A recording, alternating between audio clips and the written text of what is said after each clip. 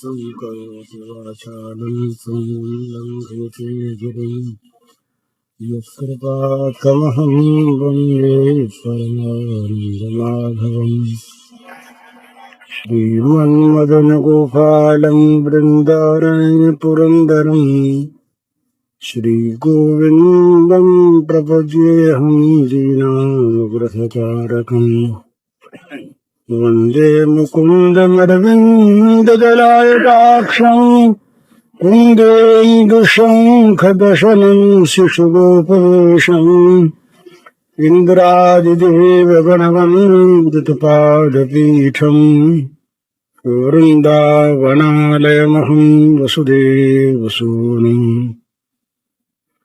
नवजलधरवरनं चम्पकोद्भासिकरणम् विकसितनलिनाश्रियं विस्फुरन्मन्दहास्यम् कनकरुचिदुकूलं चारुबर्हावचूलं कमपि निखिलसारं नौमि गोपीकुमारम् विभूषितकरान्नवनीरदाभात् पीताम्बराजन्मबिम्बफलाधरोष्ठात् पूर्णेन्दुसुन्दरमुखादरविन्दनेत्रात् कृष्णात् परं किमपि तत्त्वमहं न जाने।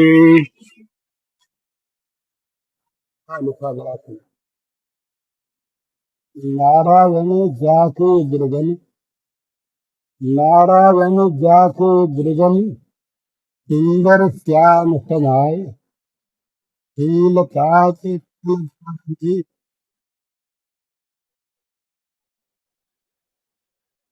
जब सुंदर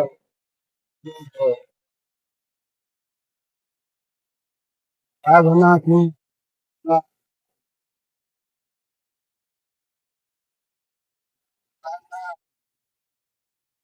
सभी में श्याम सुंदर के दर्शन हुए। जिनकी आंखों में ये प्यारा समा गया, इससे दूसरा कहीं नहीं दिखता। जब मैंने इसका सुनाया था आपको, एक कवि की एक सुन इस चर्चा इकट्ठी हुई और इकट्ठी होकर चर्चा करने लगी श्याम सुंदर की। इनके पास दूसरी चर्चा के लिए अवकाश नहीं। एक ही बात, जैसे आंखों में श्याम सुंदर, इसी प्रकार वाणी में भी श्याम सुंदर, इसी प्रकार मन में भी श्याम सुंदर। तो ये प्रश्न आया कि हमारा श्याम सुंदर काला कैसे हो गया, संक्षेप में कहता हूँ। तो एक प्रश्न है बताया बड़ा सुंदर, कभी को पूछ है पढ़े बड़े सिद्धांत को पूछ कहा कजरारी अखबार में बसे रहे दिन रात, कीर्तन चारो हो सकी चाहते सांवरगा। ये बड़ी सुंदर विनोद की बात तो है ही, और इनके प्रेम का बड़ा सुंदर निदर्शन भी है पर सिद्धांत की से। सीधी बात तो ये कि भाई काजल भरी आंखों में दिन रात बसा रहता है, इसलिए काजल लग लग के काला हो गया। इस काजल की कोठरी में रहे और काला न हो संभव कैसे? ये तो बिल्कुल सीधा अर्थ है। पर आंखों की पुतली में जो बसा रहता है वो एक सिद्धांत की चीज। हमारी आंखों के सामने जो वस्तु आती है ये हमारी पुतली में रखती है ना। जब जो आए गाय आए तो गाय, आदमी आए तो आदमी, तो ज्योति की आंख में ऐसा जादू इसकी आंख के सामने श्याम सुंदर के सिवा कोई आवे नहीं, और यदि आवे तो वो श्याम सुंदर हो जाए। कितना बड़ा प्रेम का चमत्कार। और इसके वैसे सिद्धांत मिले तो ये मान सर्वत्र सर्वंत।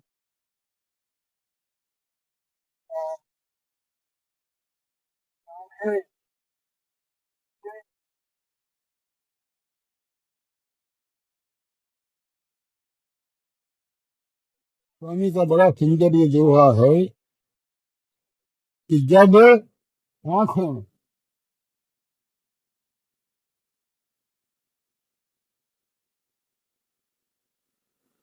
वो सुंदर, वो श्याम सुंदर आंखों में अपना स्थान बना लेते हैं, इतने किसी को आने नहीं देते। जिन आंखें में गहरी को देखो,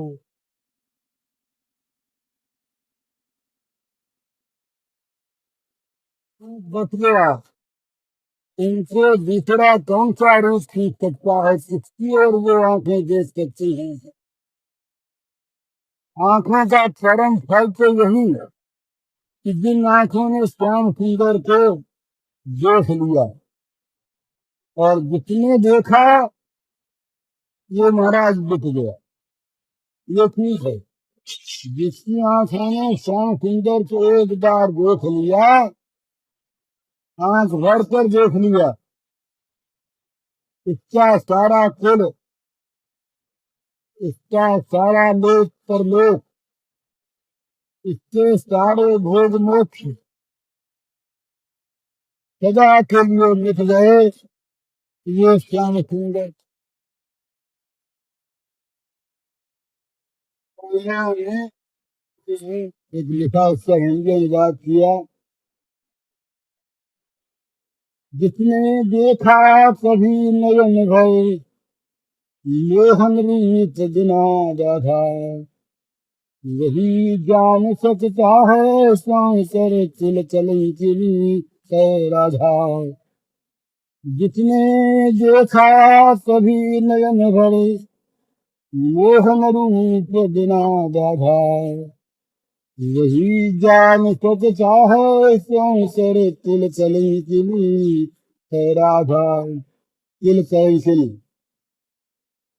बड़ा बुरा शब्द, और भले आदमी के लिए, भली स्त्रियों के लिए, भले लोगों के लिए सर्वथा अग्राह्य। तिल कलंकी कौन हो, फूल के कलंक कौन लगे। तो इसका दूसरा, जैसे चोरों के गिरोह में कोई आदमी चोरी से मुख मोड़ ले, चोरी करना छोड़ दे, तो वो चोरों के कुल का कलंक हुआ कि नहीं। चोर समुदाय में कलंक हो गया। क्योंकि कश्यपों ने प्रहलाद से कहा बड़े जोरों से कि तुम हमारे कुल कलंक थे। हमारा ये दानव कुल सर्वथा और सर्वदा विष्णु विरोधी, उस कुल में तुम ऐसे कलंक पैदा हुए जो अपनी कुल परंपरा का परित्याग करके और भजने लगे फिर द्रोही को, तुम कुल कलंकी हो। इसी प्रकार ये सारा सारे कुल का बंधन, संसार के, संसार सागर के दोनों कूल रूपी, दोनों कूल कुल, इनमें जो फंसा हुआ है आदमी, वो इनसे छुटकारा पाता है कब, जब श्याम सुंदर की ओर खिंचता है मार, जब भगवान का वो प्रबल आकर्षण होता है, जब उनकी मोहन मुरली बजती है, जब वो खींचते हैं किसी को अपनी ओर, तो सारा कुलमान, सारा लोक परलोक, सारी भुक्ति मुक्ति, सारा सुख दुख ये सब बह जाता है उस प्रवाह में, इस प्रेम सरिता के प्रवाह में। इतना अवशेष रह नहीं जाता। तो क्या हो गया, बाधा ने बिना बाधा के इस मोहन रूप को देख लिया। जिसने देखा कभी किसी काल में, आज भी, इससे बाद भी जो देखेंगे, मैंने भगवान के सच्चिदानंदमय सौंदर्य माधुर्य का, सुंदरता का केवल शरीर की सुंदरता नहीं है, ये तो बाह्य है। सुंदर तो आत्मा ही है, सुंदर तो भगवान ही है। तो जिसने उस सुंदर को, जिस अत्यंत मधुर को, जिस सौंदर्य माधुर्य सुधा निधि को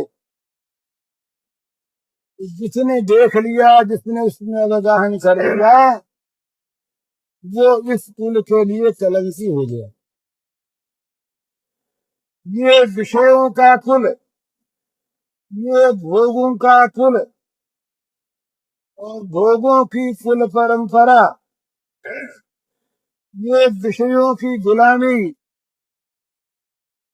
ये इंद्रियों की दासता, ये मन का पारतंत्र, ये सब का सब भूल गया उसके जीवन में से।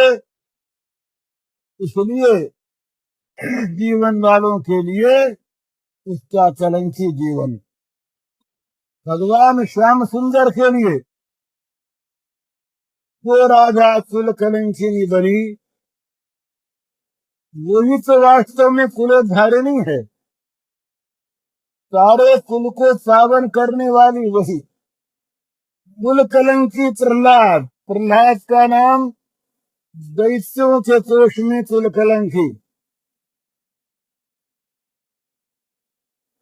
और उस प्रहलाद के कारण से जब प्रहलाद से भगवान ने कहा वर मांगो, प्रहलाद ने कहा महाराज वर मांगने की इच्छा का नाश कर दीजिए आप, अगर वर देना चाहते।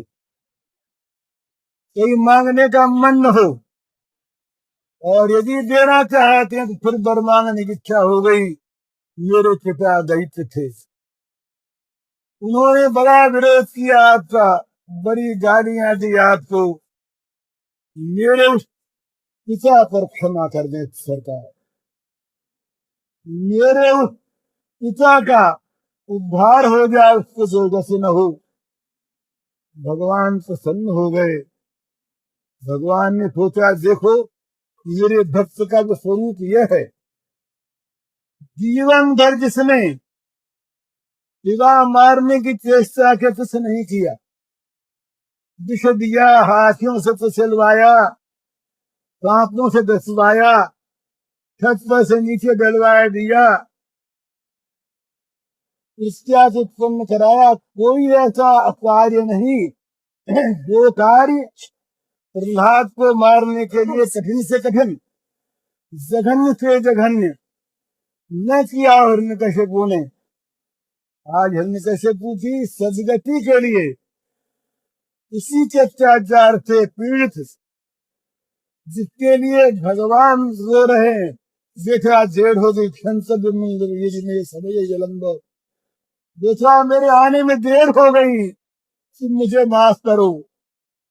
ये माफी मांगने वाले उन भगवान से प्रहलाद चाहता है उस पिता की सदगति।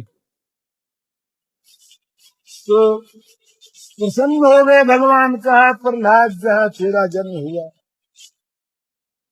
उससे एक पिता की कौन सी बात है, उसकी 21 पीढ़ियां कर गई। ये सब तो ये दैत्य कुल कलंक ने दैत्य कुल का उद्धार कर दिया। तो ये शब्दों को सुन करके डर जाते हैं लोग, राधा तो कुल कलंकिनी, तो हम कुल कलंकी कैसे बने। ये कुल कलंक ही तो उज्ज्वल करने का साधन है परम, जो विषय संसार में फंसा हुआ यहाँ अयोग्य साबित हो गया। यहाँ जो नालायक साबित हो गया, जिसने झूठ से, बेईमानी से, अन्याय से, अत्याचार से धन कमाने की इच्छा छोड़ दी और फकीरी धारण करके दुख पाता हुआ अपने कुल का, इस कुल का नाम डुबोता हुआ जो पहुंच गया भगवान के शरण में, इस प्रकार का जो कुल कलंकी, वही तो कुल का उद्धारक होता है। तो राधा, आज राधा का नाम लेकर के लोग करते हैं, गोपी का नाम लेकर के लोग करते हैं। गोपी ने पति को छोड़ा, प्रहलाद ने पिता को छोड़ा, भरत ने माँ को छोड़ा, विभीषण ने भाई को छोड़ा, बलि ने शुक्राचार्य गुरु को छोड़ा। तो छोड़ा किसके लिए? जो सबका परम पति है, जो सबका गुरु है, जो सब सच्ची माता है, जो सबका भाई है, उसके लिए। पिता तजो प्रहलाद, विभीषण बंधु, भरत महतारी, बलि गुरु तजो संत भृग बनितनी, भय जग मंगलकारी। 5 नाम गिनाए। कहा भाई अपनी तो बात अलग, अपने तो हो ही नहीं ऐसा, पर यदि अपने कोई प्यारे से प्यारा भी ऐसा हो तो क्या करे? इस रामद्रोही का साथ छोड़ दे। क्यों? कि वो करोड़ों बैरियों से भी अधिक बड़ा बैरी है। जाके सृजन राम दही तजिए चाहे कोस बैरी सम, जगदपि परम स्नेही जाके हे सृजन राम दही। पिशाच जो प्रहलाद, विभीषण बंधु भरत महतारी, बलि गुरु सजो कंस ब्रज बनितनी, भय जग मंगलकारी जासे तीन राम रही। नाचे नेह राम सुमनियत, दुर्ग तेज जहानो, अंजन का आँख जई फूटे, बहुत कहो कहालो जाके प्रियन राम रही। सुरमा क्यों लगाते हैं आंख में? आंख रोशनी भाई, जो सुरमा आंख छोड़ दे वो सुरमा दूर से हटा देंगे। इसी प्रकार हम किसी के माता हैं, किसी के पिता, किसी के भाई, किसी गुरु, किसी के पति, और यदि अपने उन संबंधियों को हम नरक में ढकेलने का आयोजन करते रहे, इससे हम इनके नहीं है। सजिए चाहे सोची बैरियों सम, करोड़ों बैरियों के समान हम त्याग हैं। तो ये त्याग कर देने वाले क्या कुल कलंकी थे? क्या प्रहलाद कुल कलंकी? क्या विभीषण कुल कलंकी? क्या भरत कुल कलंकी? कि गोपांगन है क्या कुल कलंकी? यही तो कुल का उज्जवल करने वाले हैं। जिन लोगों ने अपने भगवान के लिए अपने आप को समर्पित कर दिया, उसको पाकर पृथ्वी धन्य हो गई, उसको पाकर कुल उज्जवल हो गया, उसको पृथ्वी में पाकर पृथ्वी के लोकपाल देवता सब परम पुलकित हो गए। इतर लोग नाचने लगे। ऐसा आता है कि जब किसी कुल में किसी भक्त का, वैष्णव का उदय होता है तो पितर लोक में नाच नाच नाच मच जाता, सचकर नाच उठते हैं कि हमारे उद्धार से बेला आ गए। देवता लोग प्रमुदित हो जाते हैं कि हमारे लिए बड़ा अवसर आ गया। और भगवान भी सोचते अपने मन में कि अपने को खेलने योग्य हृदय अभी मिलेगा। जिन हृदयों में कुवासनाएं भरी, जिन हृदयों में संसार की गंदगी भरी, जिन हृदयों में भोगों का रोग भरा, वहां भगवान कैसे खेलें? जो भगवान के लिए खाली सजाया हुआ सुसज्जित दैवी संपत्ति आदि से उस हृदय में, उस अंतस्थल में भगवान आकर क्रीड़ा करते हैं, भगवान आकर खेलते हैं। वो बनता है भगवान की लीला स्थली। भक्त का हृदय ये भगवान की लीला स्थली। इसको छोड़कर भगवान कभी कहीं जाते नहीं, जा सकते नहीं। अचेत सब जगह सर्वथा और सर्वदा प्रेम हो जाने पर क्या होता है कि वो फूल पात फलदार में साखू वही दिखा। नारायण जाके दृगन सुंदर श्याम समा।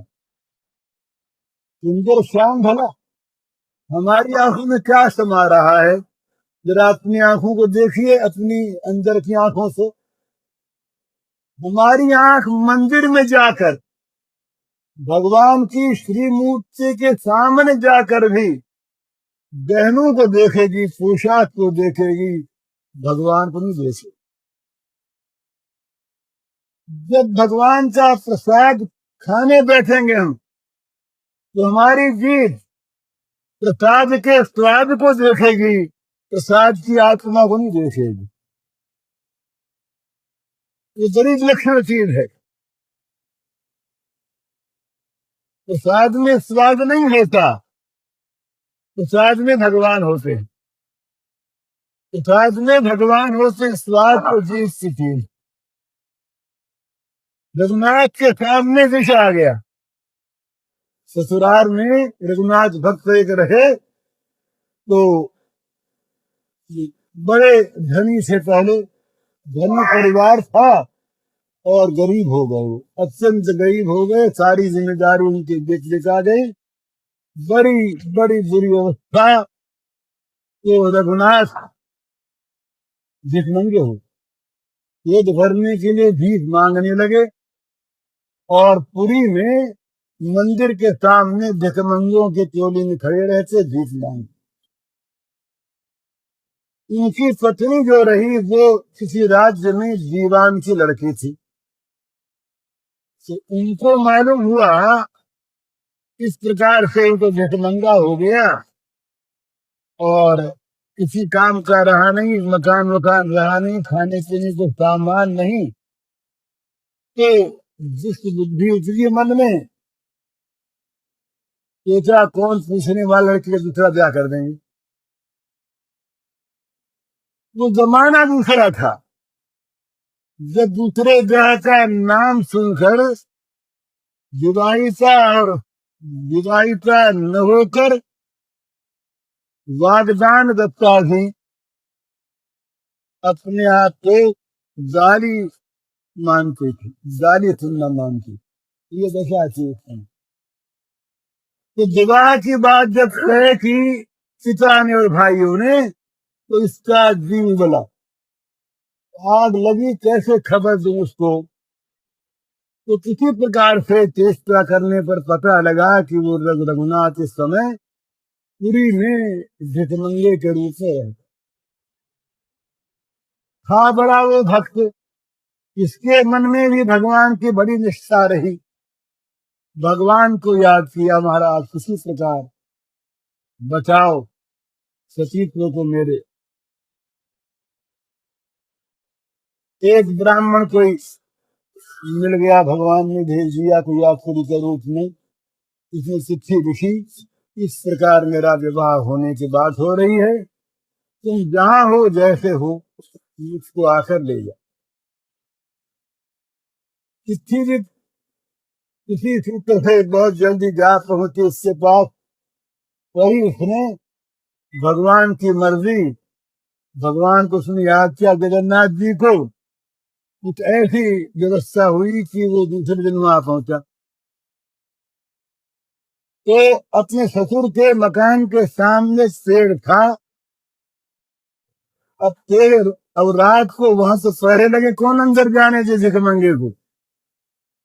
वो बाहर ही तो गया उस पेड़ के नीचे। इधर जब प्राचक का लोग उठे, उससे स्त्री के भाई साले वाले वो निकले, ससुर निकले, देखा तो पहचान लिया है तो वही। अब लोग लज्जा कुछ भी अंदर ले गए, ऊपर से जरा अच्छे बोले लेकिन अंदर उनके वो जहर भरा था। तो उन्होंने मिल मिला करके कोठरी में बैठ के सलाह की क्या करें। तो जहाँ बुरी बुद्धि आती है, बुरी नीयत, वहाँ बुरी उपज होती है बुद्धि में। तो इस बात देखो ने मिल के तय किया, इसे जहर दे के मार दें, ये मरी जाएगा और उसके बाद फिर अपने कोई बोलने चलाने वाला रहेगा नहीं, विवाद कुछ प्रकार कर देंगे, कौन पूछता, हम तो दीवान ठहरे। तो उसने सुन लिया। ये बड़ी चौकन्नी थी, इसी प्रकार कान लगाए सुन रही थी, कैसे ही पता लग गया ये लोग क्या करना चाहते हैं। इससे मन में था भय। फिर उसने कान लगाया तो उन्होंने ये कहा रसोइये से, ये कहा कि वो जानते थे कि ये बंगाल में एक मिठाई होती है संदेश, छेना से बनती। तो वो संदेश खाना उसको अच्छा लगता था, ये विवाह के समय की ये बात उनको याद। तो रसोईया से कहा कि एक काम करो, ये जो विष है ये संदेश ही मिला दो और संदेश सबसे ऊपर रख दो, तो सबसे पहले इसी को वो खाएगा और बड़ा ये जबरदस्त जहर है, खाते मर जाएगा। ये सब बात तय हो गई, उसे सुन लिया। अब ये दशा उसकी कि उससे पति को रखें अलग, उसको रखें अलग, मिलने दे नहीं, जाने दे नहीं। इससे मन में बड़ी खलबली मची। ऐसा क्या करें, किसी प्रकार बचाना तो चेष्टा करें। उसने एक पत्ते पर लिख दिया कि ये जहर है, खाना नहीं। उस पत्ते को किसी प्रकार रसोई के साथ मिल मिला कैसे भी उस संदेश में खोस दिया। जब थाली गई तब अब वो बड़े आव भगत के साथ अब उनको सारी स्टीम चीज खा लेगा, खाते मर जाएगा। रात का समय, रात तो इसको कर करा देंगे, सवेरा होते कह देंगे भाई रात को हैजा हो गया, किसी प्रकार कुछ हो गया, मर गया, अब क्या करें। इस प्रकार सारा वो तो सोचे बैठे हो गया काम। इसके सामने खास जाने लगा तो उसने कहा कि हमसे भगवान का प्रसाद लिया करते। उनका प्रसाद कैसे, बोले हमारी ठाकुर जी हैं, उनके भोग लगा दो। उनके साथ छोटे से ठाकुर जी थे झोली में, ठाकुर जी के भोग लगा दिया और उसके सामने थाल आ गए। अब वो थाल को रखा गया चौकी पर, जो खाने बैठा था उसने उठाया संदेश, सबसे पहले ऊपर था। इसने एक पत्ता खोसा हुआ, इसने पत्ते को निकाला, देखा कुछ लिखा हुआ है। इसमें लिखा था जहर है, खाना नहीं। अब उसके मन में एक बात पैदा हुई कि जहर है या प्रसाद। भाव तो यही परीक्षा होती है आदमी की कि भगवान के भोग लग के आया है। हमने ये कहा इनसे कि हम भोजन नहीं करते, हम तो प्रसाद खाते हैं। तो जो जहर भगवान के भोग लग गया, वो जहर मेरे लिए भोजन नहीं, प्रसाद है। और प्रसाद खाने में ये सोचने वाला दिल कैसा, इससे खाने से मर जाना है। उठ गई मन से बात। वो बेचारी बाहर खड़ी देख रही, कांप रही वो दूर से कि कहीं खा न ले। इसने उठाया संदेश, फिर नवाया भगवान, प्रणाम किया, कहा महाराज आपकी याद करते हुए ये आपका प्रसाद में खाया। खा लिया, जहर जानकर प्रसाद खा लिया। आज तो हमारा प्रसाद कहीं कोई जरा सा उसमें गंध भी आ जाए, बोले ठाकुर जी के भरे लग गया हो। तो हमारे ठाकुर जी पत्थर के ठाकुर जी होते हैं। हम ठाकुर जी को पत्थर मानते हैं, कहीं भगवान थोड़ी मानते हैं। ये तो ठाकुर जी उससे थे तो जो पत्थर थे नहीं, धातु थे नहीं, तो भगवान थे। भगवान को भोग लगा तो भगवान ने सोचा क्या करें, मुझे चमत्कार दिखलाना है। थोड़ी देर में ये बेहोश हो गया, इससे प्राण निकल, मर गया वो। अब सारे घर में खुशी मनाई जाने लगी, सब प्रसन्न हो गए कि काम बन गया। घर में कोई अगर दुखी था, एक वो लड़की थी दुखी और कोई जैसे नहीं। तो प्रतिकूलता अनुकूलता का संबंध होता है बोला। तो प्रतिकूलता में किसी की मृत्यु में सुख होता है और अनुकूलता में दुख होता है, ये स्वाभाविक बात।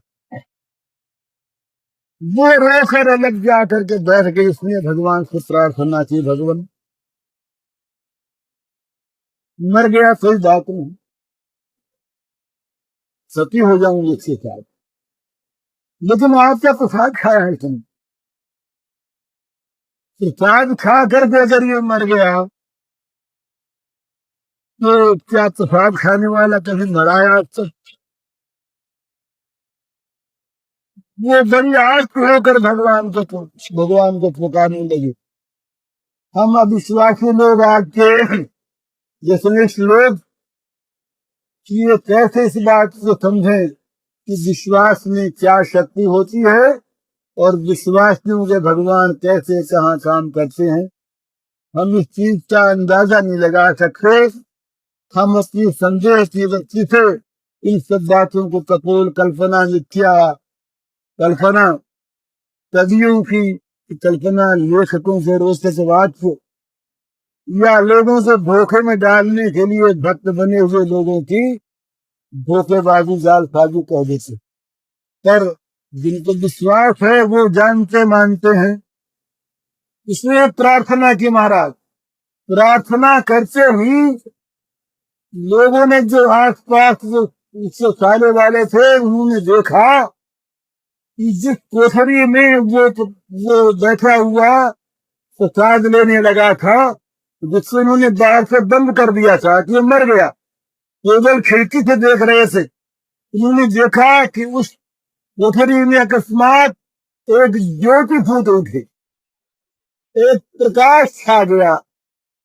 देखा ये क्या हो गया, जिग्रवी कहा ये इतना प्रकाश कैसे आ गया। उन्होंने देखा, उनको तो नहीं दिखाई दिया, जब उस लड़की को दूर से दिखाई दिया, उस प्रकाश के अंदर एक सुंदर विग्रह निकला, प्राकट्य हुआ भगवान का। और भगवान ने जाकर उसको गोद में ले लिया, उस सिर पर हाथ फेरा, फेरते ही उठ बैठा, जाग गया, जीवित हो गया। इधर वो प्रकाश बंद हो गया। इसने अब तो वो लड़की सावधान उसने बाहर से तुम्हारे खोल दी।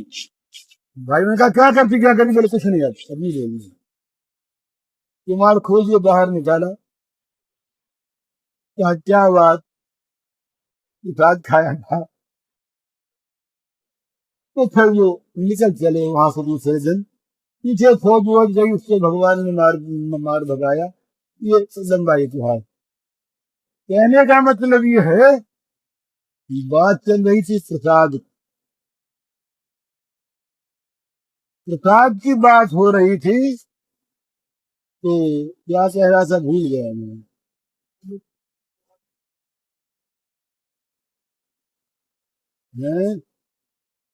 हाँ हाँ हाँ, हम लोग स्वाद देखते हैं, हम लोग स्वाद में इस वस्तु के आत्मा को नहीं, हम लोग प्रसाद का स्वाद देखते हैं, प्रसाद में भगवान को नहीं देखते।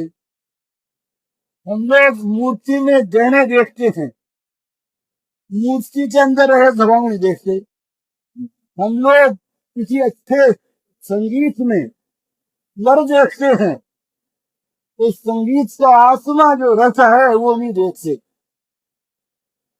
हम लोग किसी अच्छे फूल में फूल का सौंदर्य देखते हैं, पर उस सौंदर्य का जो मूल है, जहां सुंदरता आई, जिसको लेकर फूल सुंदर बना, उसको नहीं देख पाते। फल का मिठास देखते हैं, पर फल के आत्मा को नहीं देखते। पर जिनकी आंखों में, जिनके जीवन की आंखों में, जिनके हृदय की आंखों में श्याम सुंदर समा जाते हैं, उनको फूल पात फलदार में रातों वही दिखाए। फूल में, पत्ते में, डाली में, पत्र में, सब में श्याम सुंदर दिखाई देते निचराते नहीं। इस पहले जब तक प्रेम न हो, जब तक ऐसी आंखें न हो, तब तक ऐसा अभ्यास करे, मान कर करे, कल्पना से करे, विश्वास से करे। इस सारे प्राणियों में सब में भगवान, इसी या संसार में सबको मिलिए धार। राजानों का वेश में नारायण मिल जाए, पता नहीं किस वेश में कहाँ नारायण प्रकट हो जाए। किसी से द्वेष मत करो, किसी को नीचा मत मानो, किसी का अपमान मत करो, किसी को दुखी मत बनाओ। सबका सुख, सबका हित, सबका सम्मान, सबकी पूजा भगवत बुद्धि से करो तो सर्वोत्तम, आत्म बुद्धि से करो बड़ा अच्छा, और बदलाव पाने के लिए भी करो सब भी बुरा नहीं। लेकिन पता नहीं किसमें कौन है। महाराज पीछे पछताना पड़ता। दमयंती जब मौसी से यहाँ गई, जीना खिन्ना पति के द्वारा परित्यक्ता, कहाँ जाए। इस अवस्था में उसने देखा कि कहीं जाकर दमयंती नाम बताऊंगी तो एक मेरे स्वामी की बदनामी होगी। छोड़ दिया स्वामी ने। अब जगत्रा दमयंती को जंगल में अकेली छोड़ दिया सती स्त्री से, और गरीबी में घर वाले भी पराये हो जाते हैं। महाराज यही बात, गरीब दोस्त को, गरीब भाई को, गरीब संबंधी को बड़े लोग भाई कहने में शर्माते हैं। ये संसार का स्वभाव है। दमयंती ने सोचा कि जाति बन के रहना है, कहीं पेट भरना है, जब तक दिन न करे। मौसी के यहाँ गई, कहा मुझे रख ले, मैं किसी पुरुष की सेवा नहीं करूंगी, बिछौने नहीं बिछाऊंगी, धोती पुरुष की नहीं धोऊंगी, घर में झाड़ू दूंगी, बर्तन मांगूंगी, सब काम करूंगी। पहचान नहीं सकी मौसी, रख लिया। अब वो सर्वगुण संपन्ना द्रौपदी रही। द्रौपदी में गुण ही, दमयंती में सारे गुण ही गुण। पर जब मौसी को पता लगा कि ये देखी दमयंती सी, तो उसके दुख का पार नहीं रहा। मैंने इससे जातिपन का काम करवाया, मेरी बेटी है जिससे मैंने ये झूठे बर्तन मंगवाए। तो जब पांडव गए विराट नगर में, और महाराज विराट के यहाँ जब ये सेवक बन करके रहे, और जब उस भिन्नाला बने हुए अर्जुन ने कौरव सेना को परास्त कर दिया, नाम हुआ विराट कुमार का, उसने मारा। पर जब इसने आकर के भेद खोला, इसने सिसा फेंका, महाराज कि जो आपके चरणों में बैठे हैं सेवक, ये 500 पांडव, इन्हीं के कारण मेरी जगह हुई। जो बृहन्नला घर के अंदर रहकर ये गाना वाना सिखाया करती थी हिजड़े के रूप में, वो साक्षात पार्थ अर्जुन है। इन्हीं की बदौलत मैं जीता नहीं। मुझे तो बांध दिया था रस से कि मैं भाग न जाऊं। मैं मेरी से देखा हुई, जीतने वाले ये हैं। इस समय विराट नीचे उतर गए आसन से, युधिष्ठिर को दिखाया ऊपर, कहा महाराज बड़ी गलती हुई, बड़ा अपराध हो गया मुझसे, मैंने सह जाना। तो चाहे पहचाने न पहचाने, इतना ज्ञान रखें इन सब में, इन सब के बाहर, ब्राह्मण चांडाल सब में, पशु पक्षी सब में, ये जड़ चेतन सब में हमारे भगवान भरे हैं। चरणे जनन्य सबको प्रणाम करे, सबका हित चाहे। एक कहानी है, कहानी सच्ची घटना है। ये राजस्थान में सेठ लोग रहते, तो इनके कारोबार सब बाहर। बड़े सेठ लोग प्रदेशों में कम जाया करते, मुनीम लोग जाया करते। एक बार एक सेठ का लड़का सही दुकान पर गया प्रदेश में, बहुत दिन हो गए आया नहीं। ये चिट्ठी पत्रियां भी भेजी जाती थी कातिदों के द्वारा, डाक नहीं थी, संदेश वाहक लोग रहते थे, वो ले जाते। कारोबार चलता था आज की तरह से, न गवर्नमेंट, न सेक्टर, न इतनी चीज, न इतनी सवालत, न इतने केस नियमों की ताबा नहीं, सीधा साधा ईमानदारी का काम। तो दुकानें सब चलती खूब मजे में। एक सेठ का लड़का गया परदेश, बहुत दिन हो गए, उसमें समाचार मिला, न कोई आदमी आया, न चिट्ठी आई। 4-6 महीने बीत गए, तो पिता के मन में बड़ी एक वेदना हो गई, संदेह हो गया कि न मालूम क्या हुआ। हुई यही बात, वहां दुकान में घाटा लग गया,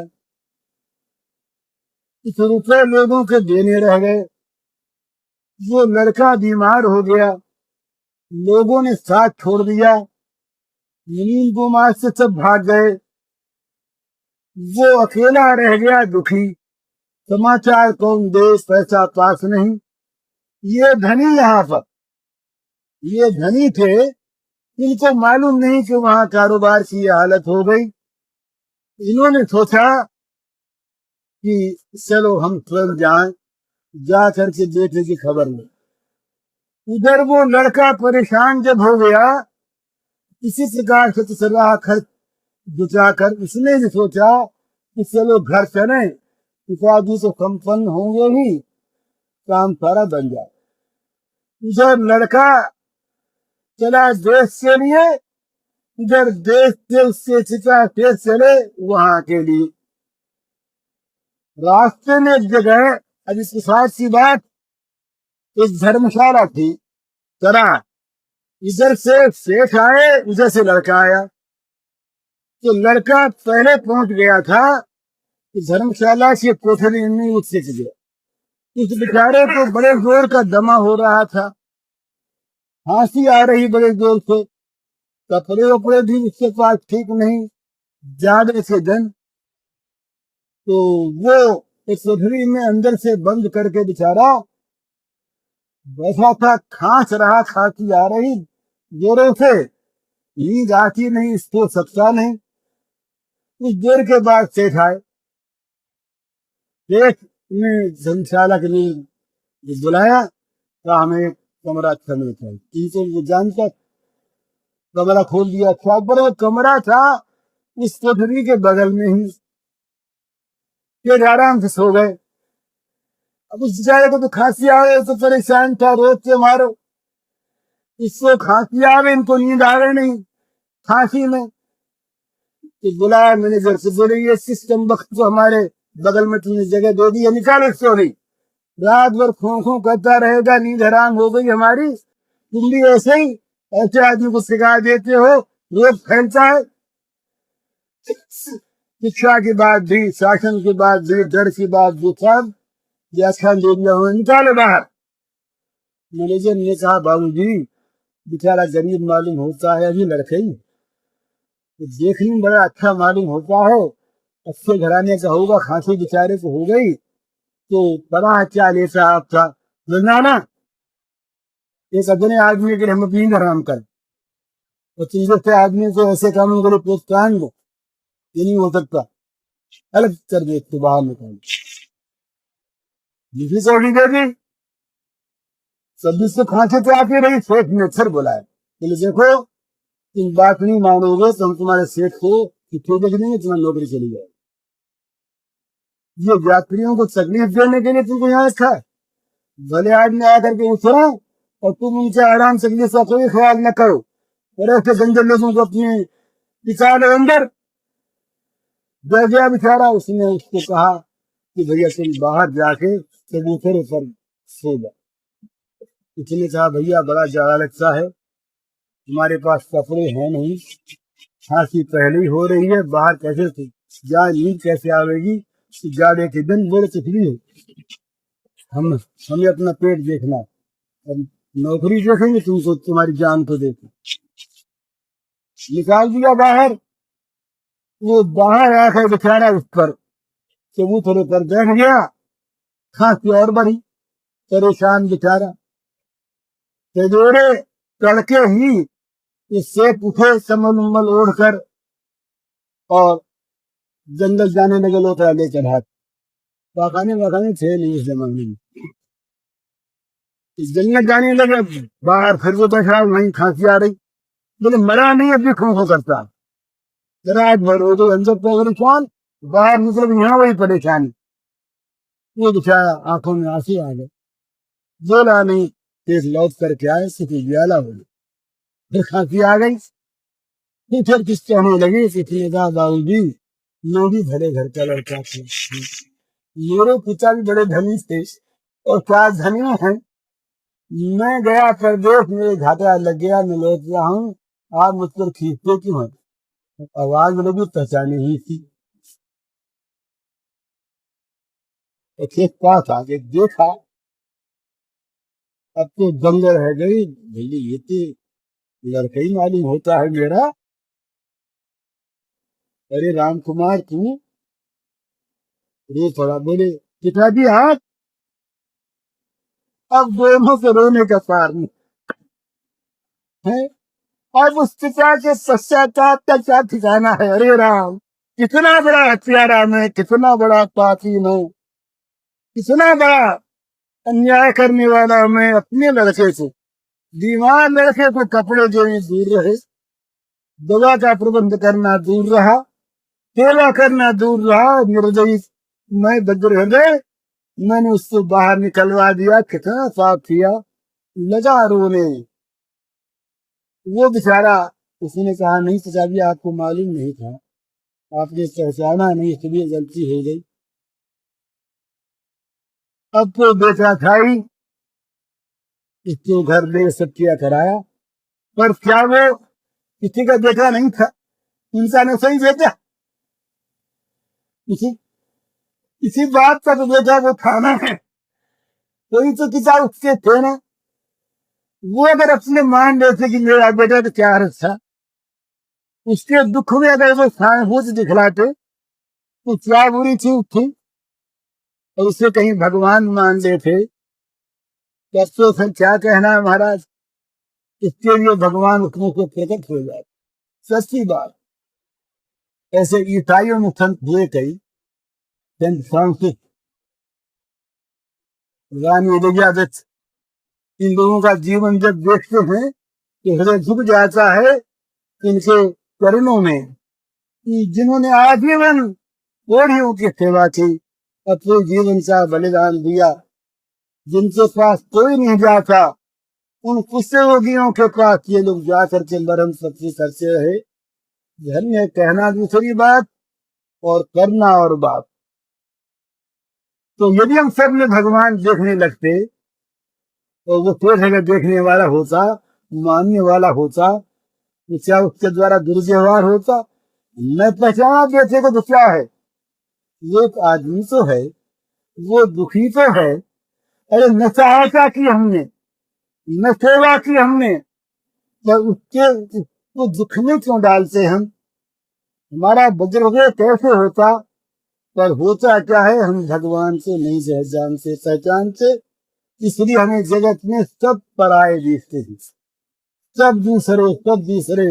हमारा जो हुआ है कि छोटी सी सीमा में आकर पीड़ित हो जाते, इतने हम। यूरोप में तो आजकल फैमिली का अर्थ बहुत खूबसूरत हो गया। यूरोप में माँ बाप फैमिली में नहीं है, वो फैमिली मेंबर से नहीं, बड़े बच्चे फैमिली मेंबर नहीं। स्वयं उनकी पत्नी, छोटे बच्चे, जैसे गाय बैलों के जो होते हैं ना, गाय का जो एक ब्यान सा बच्चा वो तो बेचा, और नई अगर दोबारा ब्याह हुई तो पहले बच्चे से कोई प्रेम नहीं रहती। ये पशुता जब मनुष्य में आ जाती है तो मनुष्य फिर मनुष्य नहीं रह पाता। देवता की बात अलग रही, भक्त ज्ञानी और प्रेमी की बात तो अलग रही। तो जब भगवान के प्रेम में मस्ती आती है, जब भगवान का प्रेम आंखों में ठाकर प्रेम रूप भगवान को हृदय में ले जाता है, जब छलकने लगता है प्रेम समुद्र हृदय का, तब वो आंखों में आकर भर जाता है। प्रेम के आंसू बहते हैं और सर्वस्व श्याम सुंदर के दर्शन होते हैं। तो उस गोपी की काजल की आंखों में भगवान बसे कैसे, सिद्धांत की बात। वो गोपी की आंख ऐसी बन गई जिससे सर्वत्र सर्वदा और सर्वथा केवल अपने श्याम सुंदर ही दिखते, और कोई सही दिखता नहीं, कोई सही इसकी कल्पना में नहीं आता कि जब ऐसा हृदय हो जाता है। इससे पहले ये जगत से सुख दुख ये बड़ी कठिन चीज है। तुम सारे सुखों को, सारे दुखों को स्वरूप से सुख बना करके सुखी हो जाए, यह संभव बात है भला। संसार के सारे दुखों को हम स्वरूप से सुख बना लें, ये कभी किसी का आज तक हुआ नहीं, होगा नहीं, हो सकता नहीं। एक देवी रही, इसका लड़का मर गया, तो बुद्ध भगवान के पास वो पहुंची, बहुत जगह गई, इकलौता लड़का था, बड़ी दुखी रही, बड़ी दुखी। माँ का हृदय एक बेटा, तो किसी ने कहा कि बुद्ध भगवान आए हैं, इनके पास जाओ, वे भगवान हैं, ये सब कुछ कर सकते हैं। गई, वो पहुंचे उनके पास। बुद्ध ने कहा, ठीक बात है बहन, तुम्हारा बेटा जिंदा हो सकता है। तो अभी करूंगी, बोले एक काम करो, जिस घर में कोई न मरा हो, इस घर की थोड़ी सी धूल ले आओ, या फूक जाने को इसे धूल धूल ले। तो गई है घर में, बोली हमारा बेटा मर गया, रोती हुई, बोली कहो क्या करें, सहानुभूति। तो कहा कि बुद्ध भगवान ने हमसे कहा है कि जिस घर में कोई न मरा हो, इस घर की धूल ले आओ, से हम तुम्हारे बेटे जला देंगे। कहा हमारे तो दो ही महीने हुए पिताजी मरे हुए। कहने का मतलब ये कि ऐसा कोई परिवार उसे मिला नहीं, ऐसा कोई घर उसे मिला नहीं जहां मौत न आई हो, ऐसा कोई घर नहीं मिला जहां मृत्यु के दर्शन न हुए हो, तो वो वहां से लौट आई। बुद्ध भगवान से कहा कि महाराज ऐसा घर तो कोई नहीं मिला, तो नहीं मिला तो फिर नहीं मिला। क्या कह रहा था, भूल गया मैं। अरे ये तो निश्चित पहले मैं भूल जाता हूँ। हाँ हाँ हाँ, अब आ गया। संसार के दुखों को इस स्वरूप से सुख बना ले, मौत बंद हो जा, बुढ़ापा बंद हो जा, बीमारी बंद हो जा, धन का घटना बंद हो जा, घर वालों का मरना बंद हो जाए, नहीं दुख हो जाएंगे उससे। जब बूढ़ों की जमात इकट्ठी हो जाए, सबका मरना बंद हो जाए, तो अभी कहते हैं कि इतनी जनगणना, जनसंख्या अधिक हो गई, तो क्या करेंगे, तो बूढ़ों के कत्ल का फरमान निकालना पड़ेगा, कानून बनाना पड़ेगा, सबसे मरवा दिया जाए, नहीं तो लोग रहेंगे कहाँ।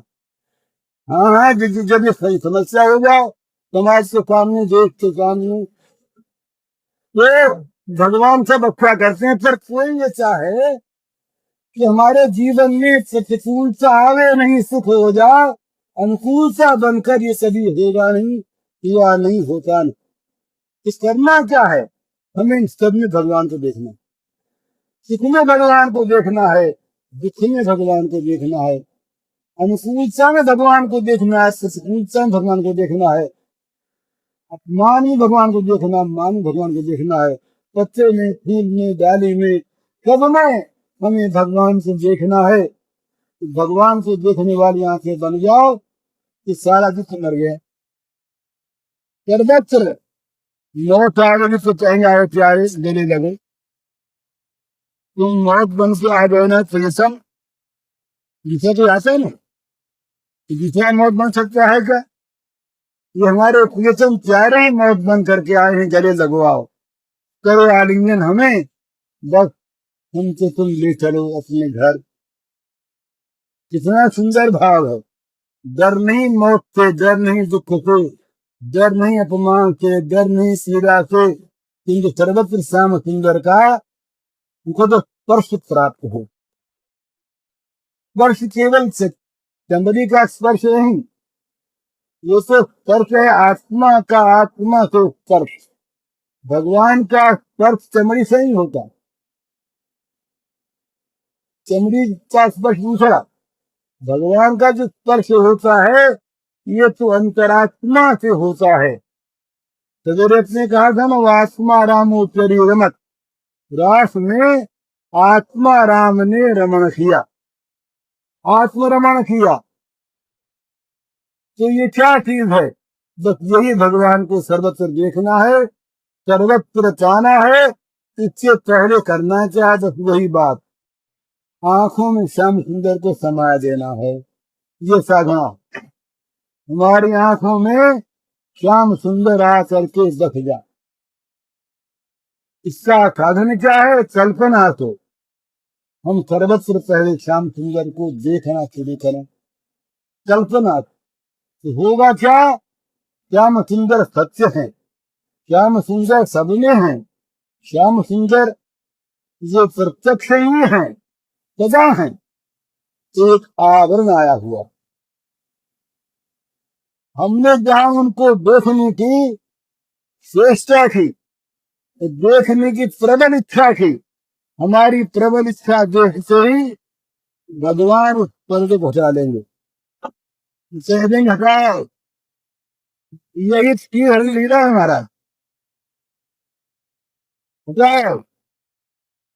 क्या होगा? भगवान के और इस जीव के बीच में, ब्रह्म के और इस जीव के बीच में जो माया का पर्दा है, जो माया का एक आवरण है, जिसको लेकर हम भगवान को नहीं देख पाते, महान प्रकाश सर्वस्य योग माया समावृतः, योग माया से समावृत भगवान सब तो नहीं दिखाई देते, माया का पर्दा उतारित हुआ, पर्दा हटा कि भगवान तो वहां थे ही, है ही। तो जब हम चाहेंगे, हमारी ख्वाहिश सच्ची होगी, हमारी इच्छा तीव्र और पूर्ण होगी, अनन्य होगी, कि तत्काल पर्दा हट जाएगा। प्रत्येक फूल की कली में, प्रत्येक पुष्प की गंध में, प्रत्येक फल के सुंदरता के सौंदर्य में, प्रत्येक सरसरिता में, प्रत्येक पर्वत पेड़ों में, प्रत्येक प्राणी में, प्रत्येक स्थान में, प्रत्येक परिस्थिति में, प्रत्येक वस्तु में हमें मंगलमय भगवान के दर्शन होंगे, प्यारे भगवान के दर्शन होंगे। श्रेष्ठ भगवान, परम श्रेष्ठ भगवान हमें तुरंत मिल जाएंगे, सब जगह मिल जाएंगे।